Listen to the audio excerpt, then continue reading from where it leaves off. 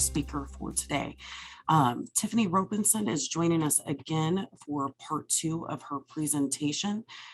She had joined us last week, and she will be following up, excuse me, this morning with part 2 of her presentation. Tiffany is joining us from the Sikeston, Missouri area. She's lived in New Madrid, Missouri for approximately the past 6 years.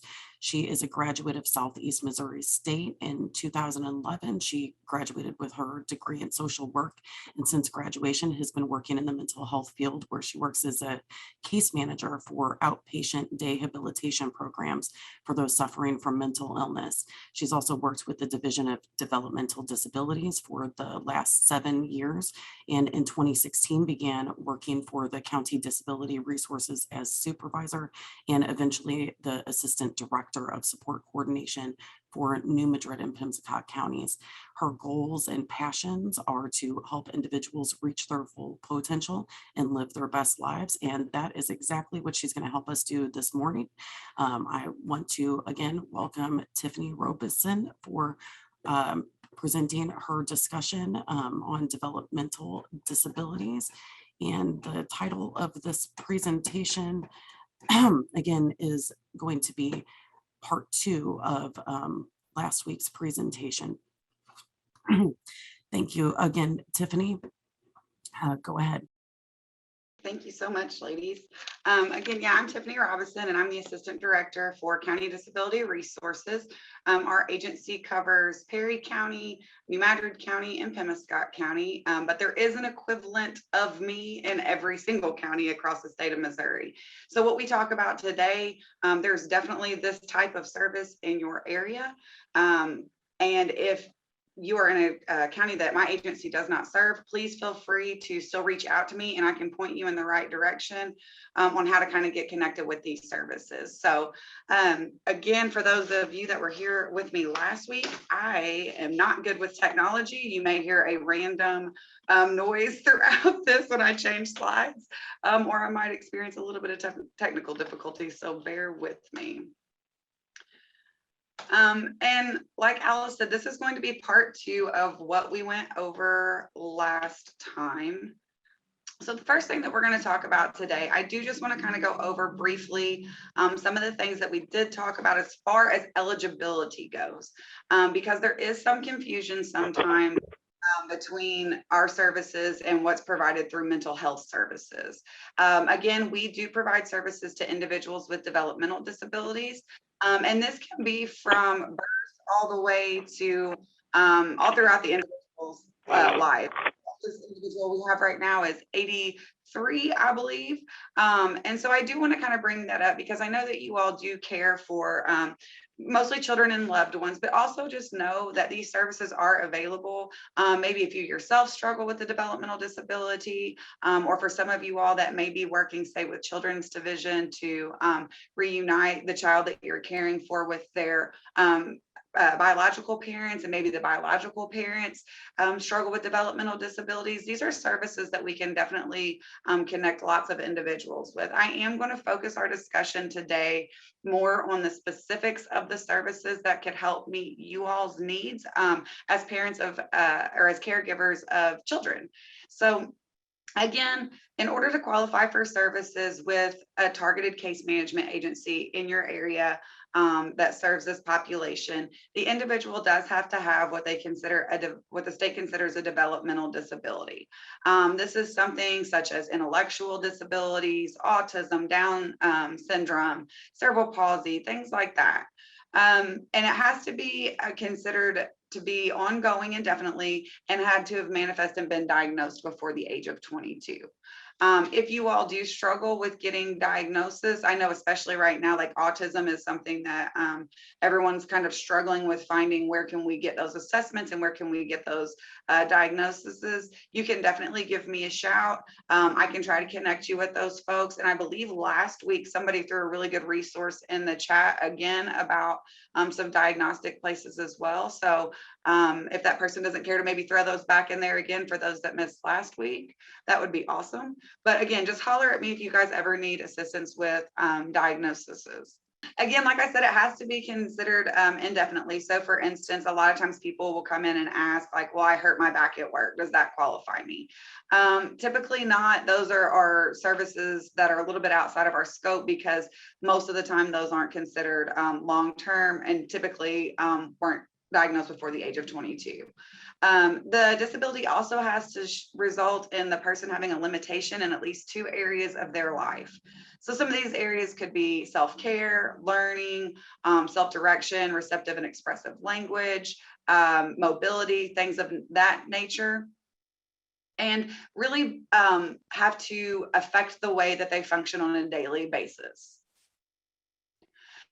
So one thing I do want to kind of comment on before we kind of dive into what specifically CDR can meet and help, as far as diagnosis information goes too. For those of you that care for loved ones who are maybe in the First Steps program, those children in that program actually automatically qualify for case management services with our agency because they have been determined to have some sort of developmental delay going on. So if you do care with a loved one with First Steps, these types of things that we're going to talk about today really can help you. And like I said, those individuals automatically qualify for TCM case management services.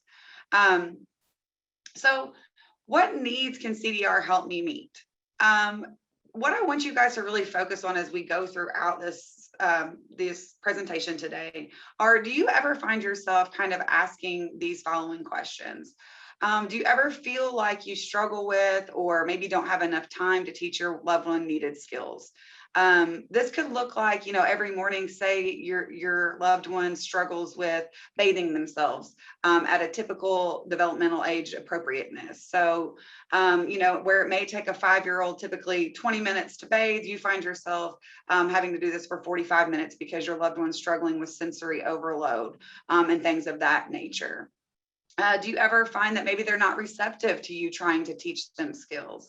Do you ever feel like you're catching yourself running and going because the amount of time that it takes to try to educate your loved one or help them just complete a daily task kind of exceeds what it does for the typical developing child?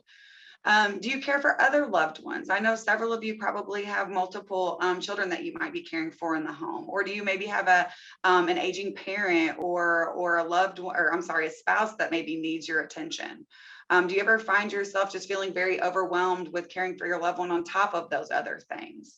Do you have odd or extended work hours? So you feel like a lot of times, you find yourself coming and going, you don't have time to really sleep. You're not being able to give that child the one-on-one attention that they need to learn skills.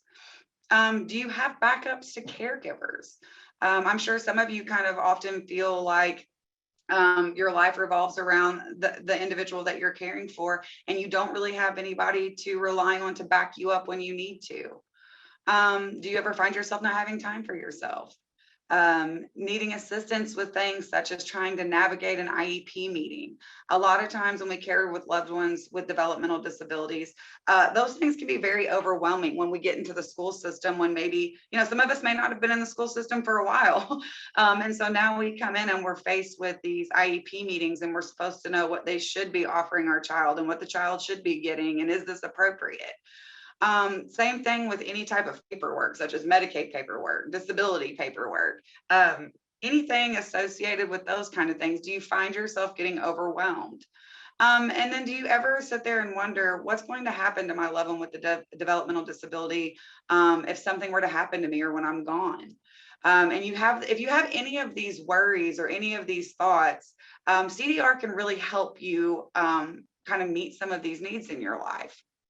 So today I'm going to talk a little bit about how we do meet those needs. So one thing I do want to kind of talk about too, when we talked about navigating those IEP meetings, I want to give some examples today too as we go to try to kind of pull it into real life scenarios.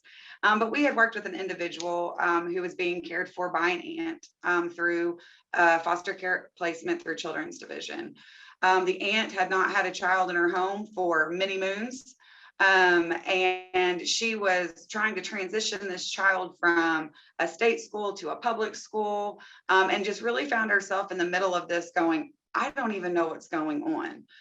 We get to the school and they're trying to tell her that he doesn't need certain services. Again, the school does the best that they can, and we work very well with the school, but again, we can help them. In this scenario, my support coordinator was able to come to the meeting and bring the information that we had to this table to the school. We all sat down as a group and we realized that a lot of those services that this individual was probably going to lose, we were able to keep in the school system because we all came together as a team. We all talked through our concerns and things that we see going on with the individual in school and outside of school. Another thing kind of going down when we talk about worrying about what's going to happen to your loved one if something were to happen to you. A lot of times when we work with individuals, you probably have a backup plan in place that says, if something were to happen to me, Johnny's going to go to my sister. But a lot of times what we don't really think about is what impact is that going to have on my sister if we get there? And being connected with CDR can really help navigate those tough times and get folks the support that we need. So again, so some of the funding sources that we talked about last week when I presented, the main thing that we try to connect folks with here at County Disability Resources are services that help promote the individual's independence. And so this can be funded various ways. One of the main things that we try to connect folks with is what's referred to as a Medicaid waiver. And this is an extension of Medicaid that covers those services that basic Medicaid will not cover, such as rehabilitation programs, personal assistance services, maybe some employment services, all the way through, specialized medical equipment that maybe isn't covered through insurance. Another funding source that we try to tap into is PAC funds. And this is specifically for those individuals that have been diagnosed with autism. I do want to make a quick comment. I apologize on the waivers. If your individual does not have Medicaid, so for instance, your financial status does not qualify them for Medicaid, but they have severe, maybe behavioral or medical problems, we can still request what is referred to as a Lopez waiver. And what that does is it will, if determined eligible for this, the individual then will have Medicaid. It will set that on. It kind of waives the financial cap barriers on that because we've identified this individual as having extreme needs. SB 40 board funding is another pot of money that we're connected with. So for instance, the agency that I work for, our primary employer is actually the Perry County Senate Bill 40 board. And then New Madrid County Senate Bill 40 board and Pemiscot County Senate Bill 40 boards have contracted with Perry County for us to provide their case management agency. So all the case management agencies in your area should work fairly closely with the Senate Bill 40 boards because those are the folks that determine who does the case management in your area. But through us having these local connections, we are able to tap into some of that tax levy money that you guys pay that is supposed to help care for the individuals in your community with developmental disabilities. There's a couple other funding sources that we can always look into, such as special needs trust funds, maybe some grants and various things like that.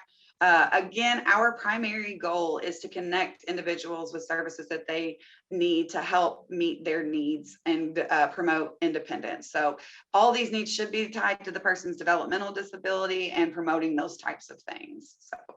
Okay, so what I'm going to do now is I'm going to break down the services and talk a little bit about what this looks like for you guys. So if you have an individual and all those questions that we went over at the beginning of the presentation, if you found yourself answering yes or thinking, yes, I've had those thoughts, the services that we're about to go through can help you can help meet those needs for you. So through Medicaid waivered services, there are several others that I'm not going to touch on, but I am going to touch on the main ones that we work with, and especially the main ones that can help you all as being caregivers of children. So behavior supports are a big thing that we connect kiddos with. These supports can be provided in home or in the office, and they can also do a crossover between working with you and your loved one in the home, and then going to the school and saying, this is what, guardians working with them on at home. Let's try to implement this in the school as well, so we have that consistency. And these behavior supports are not necessarily just geared towards like negative behaviors, not necessarily towards property destruction and verbal aggression, physical. They can even help address things such as stimulating behaviors. If your loved one gets overstimulated by loud noises, they can look at those things and make suggestions about how do we handle these types of things. So behavior supports can be very, very beneficial. Assistive technology is another thing. And assistive technology consists of various types of monitoring systems. If you have a child or a loved one that struggles with eloping, we can look into requesting various tracking devices. One of the individuals we work with, it just snaps right onto his shoe, actually, and it connects to the caregiver's phone, and they can see if for some reason he starts to elope, where are you at? There's also things such as window and door alert systems. If your individual struggles with eloping, maybe crawling out the windows or out the door, we can get alert systems for those. And then remote monitoring is another really big thing that we try to connect folks with through assistive technology. And what that can look like is if you have a loved one who can stay by themselves, but maybe you're not super comfortable with it because, they may get really nervous if somebody comes and knocks on the door. Or you worry, oh my goodness, what if they accidentally catch the house on fire? Remote monitoring systems can be requested, and this can look like a variety of things. But one of the coolest things I like that I have seen been very beneficial with some of the kiddos that we work with is the panic button, which means if mom runs to the grocery store for a couple hours and Johnny just gets very overwhelmed, he can actually push what they refer to as this panic button, and a staff person will automatically come on, talk to him and talk him down, talk him through, and can contact and alert mom if needed to. So the assistive technology stuff is really, really neat. And there's a whole slew of things. Other supports that we can connect folks to, and these are really important if you care for a loved one, especially around the age of 14. The school system should be working with you guys on transition services and talking about, what are we going to do after high school? And some of those services that we can help connect folks with are employment supports. And I know a lot of times when I bring these up to families, they say, well, my loved one can't work, or it's going to shut down their benefits. Because so many employment supports in the past have been unsuccessful. That's put a big fear in folks across the state. And the state recognized this. So we actually have employment supports that we can request specifically for folks with developmental disabilities. And there's a whole breakdown of services underneath this, which you guys can see here. And the goal of these employment supports that differs from most is that we go at the individual's pace. We're not just going to say, oh, McDonald's up the road's hiring, Johnny needs a job, bam, there he goes. They're going to sit down and work with the individual on looking in the community, seeing what's available, and all the way to trying to develop a job for Johnny. If Johnny, say, has autism and loves to line things up, they may go to your local Dollar General store and say, can Johnny come in for 10 hours a week and straighten your shelves? They also work through a lot of soft employment skills, to make sure that Johnny knows, how do I greet my coworkers in the morning? How do I greet customers? And then all the way up to supported employment, which means, Johnny may need somebody to go with him to work because, the manager has 19 other things going on and Johnny needs that little bit of extra attention. So we can send somebody along to make sure he gets that extra attention, that oversight. And so those are really neat services that we can look to and try to hook your loved one up whenever they graduate from high school. Another thing that's really, really neat is day habilitation programs. Depending on where you are, where you live at, depends on kind of what these programs can look like. But for instance, in the counties that we serve down here in Pemiscot and New Madrid, we have a couple day programs who do accept children. And their ages 3 and up. 3 is as young as they can take them. And just to kind of ease everybody's mind, there are adults that go to these day programs too, but they are required to keep everybody separate. So you don't have to worry about that kind of stuff going on. But day habilitation programs can be really, really neat. One of the main agencies that we work for, actually, or I'm sorry, at work with, she developed this program because she has a child with a developmental disability, and it was getting close to her graduating, and the mom didn't know what to do. Her loved one had nowhere to go. She didn't want her just to sit at home. So she actually developed a whole day program so that people like her, or so her child and people like her would have something to do. This has helped out our kids tremendously as far as keeping consistency during, say, like Christmas breaks and Thanksgiving breaks, especially summer, because these are ran like school. They're from 8:30 in the morning till 2:30 in the afternoon. And while there, they work on independent living skills. It's not just like a daycare. So they're going to work with the individual where they're at, but it can be, learning how to just do hygiene skills, maybe a little cooking, cleaning, definitely socialization. But again, we have found that this has been very, very beneficial for our kiddos to be connected with this service throughout school, because it just keeps consistency for them. We've seen a lot less regression when we come back to school in August. And so I'm really trying to promote that a lot down here. And I encourage you guys in counties, that you start to look into this, or talk to your local day program providers about this as an option. I will say too, just real quick on the day habilitation stuff too, there are certain staffing ratios that go with that too. And for the kiddos, they are a lot smaller. So for your 3 to 11-year-olds, you have a 1 to 4 staffing ratio. So just to kind of ease everybody's mind. Other Medicaid waivered services that we look into and try to connect folks with are home and vehicle modifications. So this can look like wheelchair ramps, wheelchair lifts for vehicles, bathroom modifications. We just worked with a young man who he can walk sometimes, but does utilize a wheelchair and a walker a majority of the time. And so throughout his home, we actually had guide rails put in. So when he walks down the hallway from his bedroom to his bathroom, he can utilize those arm rails instead of having to get his walker or get in his wheelchair.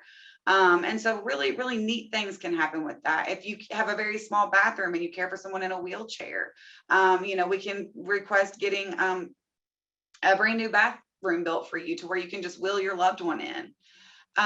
So those can be really, really neat.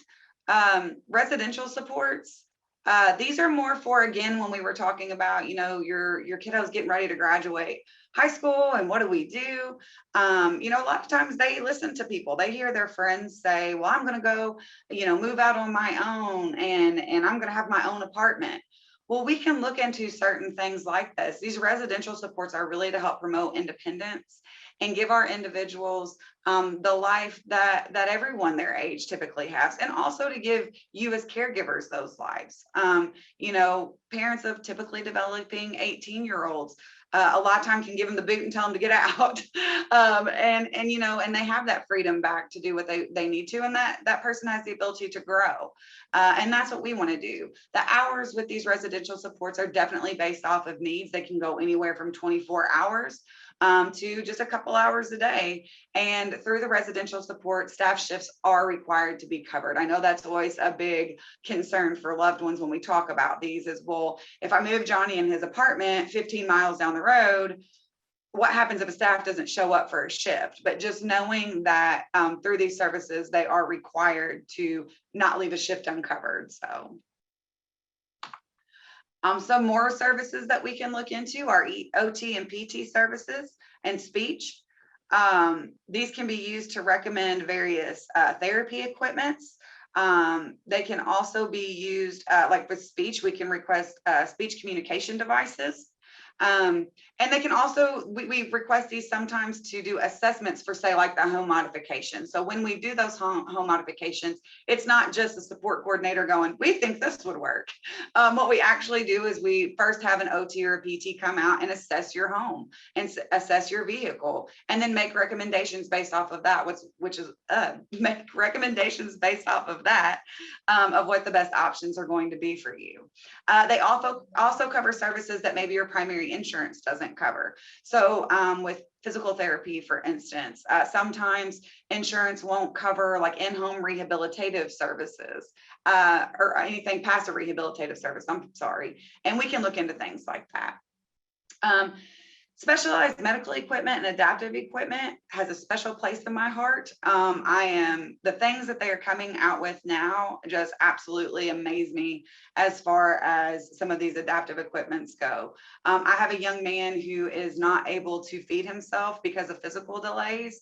And we've looked into getting what they refer to as a self feeder, where staff just sets up a plate and it has a mechanical arm that will actually feed him versus him having to sit there and have someone feed him. I mean, he's an adult. And that right there makes him feel a lot more independent and gives him a lot of that dignity. Some of the other things that we can cover are incontinence supplies. So if you guys have, 5 or 6 year old who's well past that potty training age, you can get briefs and things like that through Medicaid, but Medicaid doesn't necessarily cover like wipes or gloves, or sometimes it doesn't cover like needed powders and creams and things like that. And we can look into requesting that for your loved one. Also, we can look into as far as like other equipments go. If your loved one struggles with fine motor skill delays and say they don't know how to use a spoon or a fork appropriately, can't hold it right, don't have that grip, they have specialized utensils that we can look into. And then all the way through like specialized items. And what those can kind of look like, we have an individual who we got a therapy swing for. And it helps not only improve his gross motor skills, but he's also able to swing. If he were to go to the swing at the park, he doesn't have the motor skills and the strengths to hold on to that. So while this therapy swing builds those skills for him, it also allows him to swing like his friends and do things like his friends do. And then other things, and I have to just show this next picture. This just warms my heart so much. This individual, we can look at things as specialized bike. And I really just kind of want to point out and tell this individual's story just briefly. He is well into his 50s and had never ridden a bike ever in his life. And so if you guys care for a loved one with developmental disabilities who aren't able to do things like ride bikes with their brothers and sisters or cousins, they don't have to do that. We can look into finding a specialized bike so they can enjoy those things before they're in their 50s. But it was just so cool. I had to share this. Like I said, he was so happy. And like I said, he was able to go on a bike ride with his family for the first time. But I hope that we can connect with you guys and get this met before your loved one gets to be 50. So. And then one of the main service that we really try to connect folks with is what we refer to as personal assistance. And personal assistance is not what your typical in-home services look like. You guys probably have umpteen in-home service providers in your area. And most of those do not have a contract to do or to provide the personal assistance services that we would connect you with. A lot of the in-home services that are funded through the Bureau of Special Health Care Needs or the Department of Health and Senior Services, those are more to do tasks for someone. So to cook for someone, to clean for someone. And our personal assistance services that we connect folks with focuses more on teaching skills. So they may come in 5 hours a week, but while they're there, they're not just going to sit there or clean everything and cook for the individual, but they're going to include them as much as possible. And I know some of you guys may be sitting there thinking, if you care for a loved one who has, say, maybe severe cognitive or motor delays, that, oh, well, they can't, they're never going to be able to participate in cooking and cook a meal.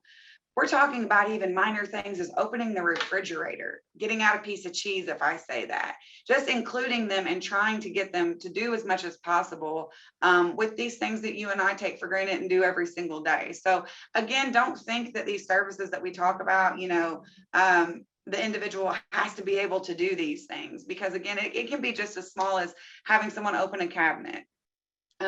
Our personal assistant also focuses on providing protective oversight. So again, it can kind of be like what some of you guys maybe refer to as respite services, and respite services may be available in the area that you serve. Unfortunately, in the areas that we serve or that CDR serves, that's not a service that we have a lot of providers for. But I know like in some of the bigger areas, they definitely have those respite services, but personal assistants can provide that protective oversight for you as well, and can also take the individual out into the community to work on skills, whether it's maybe how to purchase something, how to communicate with individuals at a store, how to make a budget, how to price compare. Personal assistance can also be provided individually or in a group setting. So sometimes taking groups of individuals out to work on certain things can be very beneficial. A lot of times it is to go do an activity and work on socialization. How do we interact with others? And then personal assistance can also be provided through an agency, or there's an option to do what they refer to as self-direct services. And the way that, the self-directed services too differs from, say, the self-directed services that you may see at these typical in-home agencies. If you've been referred to for a self-directed support through Department of Health and Senior Services or Bureau of Special Health Care Needs, you may have been told that your loved one doesn't qualify for the self-directed program because they're not able to do this themselves. I can't think of what they call it right now off the top of my head, and I'll think of it as soon as we get off of here. But our self-directed supports differs a little bit in that, because if the individual is not able to direct that care themselves, they can appoint someone as what they refer to as a designated representative. And typically this is the guardian or the caregiver. So you all, for instance, could be responsible for hiring and firing your own staff, making schedules that fit your needs in your home, and you don't have to worry about going through an agency and is the person going to show up. I mean, you may still struggle with that depending on who you hire, but you have that control over the situation a little bit better. If you still want that control, but maybe don't have the time to do all of that, I will say 90% of the provider agencies that we work with, if you have an individual in mind that you would love to care for that person, and this individual, meets the qualifications that the agency has for that position, 9 times out of 10, they will hire that person to care for your loved one too. So always just kind of keeping that in mind. The other funding source that we're going to talk about is just briefly is the PAC funded supports for those with autism. These supports can be tapped into no matter what insurance you have, or if your individual doesn't have insurance, it doesn't matter. These are funds available for anyone with an autism diagnosis, no matter what the insurance is.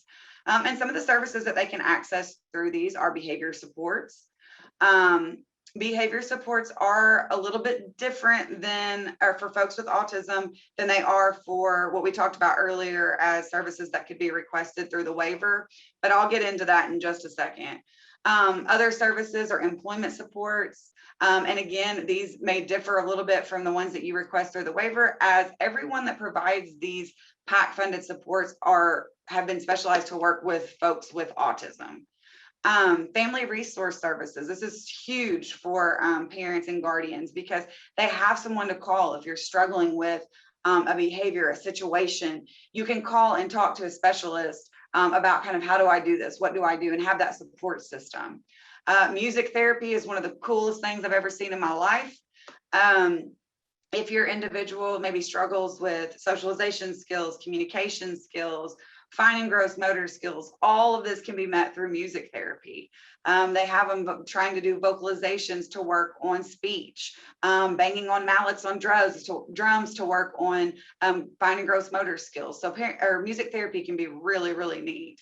Parent training is another thing. You will go through a training with these specialized autism specialized autism workers who will talk to you about the characteristics that your child may display and how to kind of handle those things. Social skills groups, a big thing. Speech services, and then therapeutic camps. These are really neat. SEMO Autism Center puts on therapeutic camps during the summertime, and it's just, a lot of kids get to go to, Girl Scout camp or Boy Scout camp, and these therapeutic camps allow our individuals to kind of experience that same thing. So again, these services can be very neat. They're very individualized to help specifically work with those individuals with autism. And then the last funding source that I'm going to talk about are Senate Bill 40 funds. So as we talked about a little bit earlier, your local TCM agency, which is what County Disability Resources does, what we do, they should have some form of relationship with your local Senate Bill 40 board. And a lot of them can access funds through the Senate Bill 40 board. In Perry County, where we work, the board is very, very active. And they put up a lot of money and they fund all sorts of different services and therapies and things like that that aren't covered through the waiver or through PAC funds. So I strongly encourage you to look into see what are some of those services that your area may fund through its local Senate Bill 40 funds. Down south here in New Madrid and Pemiscot counties, I did just want to kind of throw this out there. When we were talking about behavior supports for individuals with with autism, for those, and I see your chat will get in just a sec. For those that have autism and are under the age of 21, the state made a rule a couple of years ago that they cannot access those waivered services or those PAC funds for behavioral therapies and things like that. They have to access these behavior supports through their primary insurance. What that did for us down in New Madrid and Pemiscot County, it eliminated all the behavior therapists coming down this way because we're very rural and they were all coming from Cape Girardeau and areas like that. So what I did was I went and talked to our local Senate Bill 40 board, and we have an arrangement with them now where they will pay mileage and drive time reimbursement for the therapist to actually come down here and provide those needed services. So through working with the SB 40 board, we were able to meet a lot of needs that way. There's also really cool things down here in New Madrid and Pemiscot County. We're really working on trying to get horse therapy going. Perry County has horse therapy. Cape County has horse therapy. So it's really a cool thing that they can access to work on finding gross motor skills, those socialization skills, really strengthening various, if your individual struggles with trunk mobility and things like that, horse therapy can be extremely beneficial. So again, I encourage you guys, if you get involved with your local TCM agency, to really explore, well, what does your Senate Bill 40 board fund? Because there's a lot of cool things that they can access. They also cover things, if you get into services and say your individual doesn't qualify for a Medicaid waiver, but for instance, I worked with a young lady who was hearing impaired and she didn't qualify for the Medicaid waiver. But we were really concerned because she had no emergency equipment in her house that would have been beneficial for her. So I actually went to the Senate Bill 40 board and we were able to get a smoke detector that flashed really, really bright and would vibrate against the wall. And that's something that she would not have been able to access if she would not have been in case management services with our agency. So again, just keeping in mind that there's lots of things that case management can help out with. So again, the last little bit I want to talk about, and I know I'm cutting close on time, guys, but I'm sure as caregivers, I hear this every single day. I want these supports, but I am scared. I am scared to send my loved one with a developmental disability to a day program where I don't know someone or something like that. So I do want to let you guys know, and I mentioned this last week, but through support coordination, we don't just connect you guys with services and then say, sweet, see you later, have fun, hope everything works out, talk to you next year. We do what we call support monitoring throughout the year. And so what this looks like is that your support coordinator is going to call or meet with you.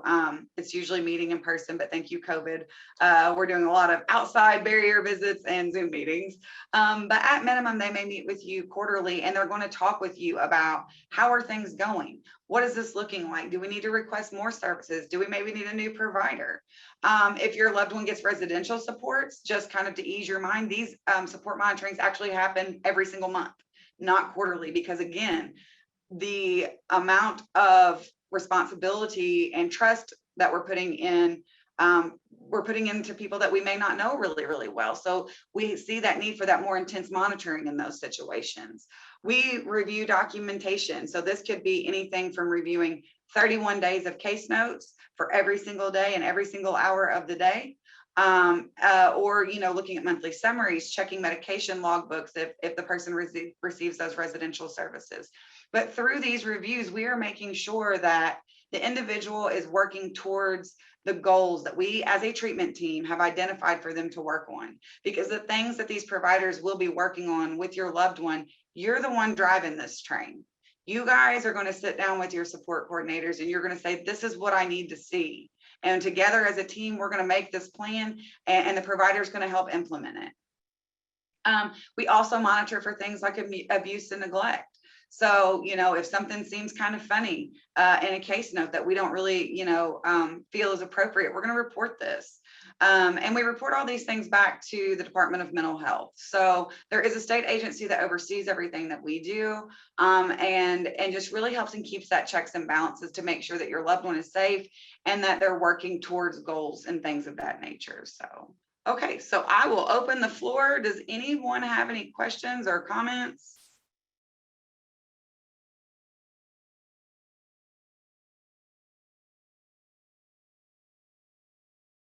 Absolutely. Absolutely. Our services cover all physical disabilities that were onset before the age of 22. So like I have a young lady that we're working with now that has, spina bifida, but yes, sir, cerebral palsy, absolutely. And that's kind of when we were talking about, and especially you guys know how it is, as your loved one grows, your needs are going to change drastically, especially if someone struggles with physical disabilities. And so, we can help come in to say, what kind of therapy equipment can we get maybe in the home? If your kiddo goes to therapy somewhere and you're like, man, this would be awesome to have at my house. We can try to do stuff like that. We can try to modify your home to make it more accessible for them, or your vehicle if your loved one's maybe in a wheelchair. So absolutely, yes, sir. Cerebral palsy is right up on that list with us. Yes, sir. Anybody else got any questions about, I don't get the golden list of qualifying diagnosis. But again, if you just have questions, guys, just give me a call. I always tell everybody, worst case scenario, your loved one doesn't qualify, but if you give me a shout, I'm going to help exhaust every other thing you need. And if we do attempt the intake process, the state does that too. They can provide you guys with a lot of resources to kind of meet those needs. So again, I also, the other day, I know this stuff is so overwhelming. I always laugh when I have to give presentations because I'm like, oh, here, let me tell you about 1,000 things that we do. And you leave here going, oh my gosh, my head's spinning. But like the other day, for instance, I told an individual, we were talking about intakes and stuff. And I told him, I said, you know what? If you don't even know really what you want to see out of this, but maybe you're going to need something, and the answer to that is yes, then you need to do an intake with us. You don't even have to do anything from the get-go. You can just hang out in case management, where we'll call you every couple months just to say, everything good? You're like, yep. But then, say in 2 years, when you think, oh my goodness, I really need this, you're already enrolled with services with us, and we can go ahead and request those things and get it going. So I know you guys probably get early intervention shoved down your throat every day, but we can really help connect with those early intervention services. So.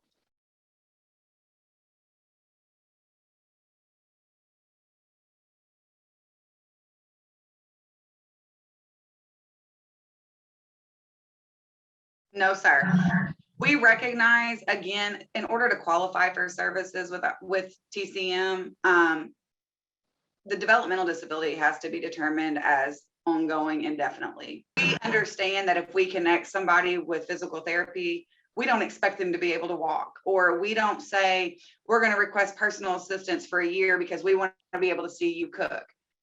Most of our folks have been receiving services their whole entire life. And every day may be a new day. We may have really felt like we were making progress yesterday, but because, our folks have cognitive delays, they have retention barriers, it doesn't matter. As long as we just want to make sure that we're keeping that mind and that body active, that we're trying to work on those skills. But no, sir, we want to see progress. And sometimes progress is just not regression. You know what I mean? Doesn't necessarily mean that they have to have made some big improvement. It just maybe means they're showing up every day, so absolutely not. I mean, we do strive for progress. Because we don't want staff just coming in your home and being like, I'm going to sit on my cell phone and, and get paid to do all this. We want them engaging, but no, sir, it doesn't have to be, like we'll request this for 1 year and we hope to see this progress, or you don't qualify again. Like I said, most of our individuals have personal assistance or day program services for their whole life. So. helps them have that meaningful activity, you know, that just kind of feeling like everybody else and going somewhere every day, doing something every day. So great question though. All right, guys. Well, I again am going to throw my email address in the chat box. This is my phone number. One of the phone numbers you can reach me at. But again, for those of you that do not live in New Madrid, Pemiscot, or Perry County, there is a TCM in your area. Please reach out to me. I will tell you who to contact. And again, for those of you living in any of those 3 counties and you think you need these services, please contact me, email me, call me. We can get, our agency is a little bit different than most other agencies where we are actually contracted with the state to assist with the intake application process. So I'm actually going to fill out the intake with you guys, turn it into the state, and then I kind of act as the middleman between you and the state to make sure if you have questions, I'm here for you to ask. If we need certain documents, I can hurry up and get them signed and send them back. So again, please, please, please reach out to me if you guys need anything. And I hope everybody has a good rest of your day. It looks like there's one more question in the chat. How do you qualify to help in the job area? Yes, ma'am. So those employment services that we talked about, so those are typically provided through the Medicaid waiver. So if your loved one qualifies for that Medicaid waiver, then we can request those employment supports, and they do all that stuff. They do job exploration. They work with them on learning those skills, you know, accessing, you know, trying to figure out, you know, do you need work clothes? Do you need these types of things? So yeah, if you've got someone that's got a developmental disability that's wanting to work, holler at me, absolutely. And that's the route that we go with that. And those employment supports are really, really cool. And if you guys want like specifics on any of these types of services, email me. I can send you like the actual full-blown definition that's like this long, so you can really read about everything in there too. All right. Well, thank you guys so much. I really appreciate you giving me this opportunity to talk to you guys. And again, like I said, if you have any questions about anything, even if it's just, you know, whether or not they would qualify or something, just give me a call and I'll try to help you guys navigate as much as possible. So thank you so much.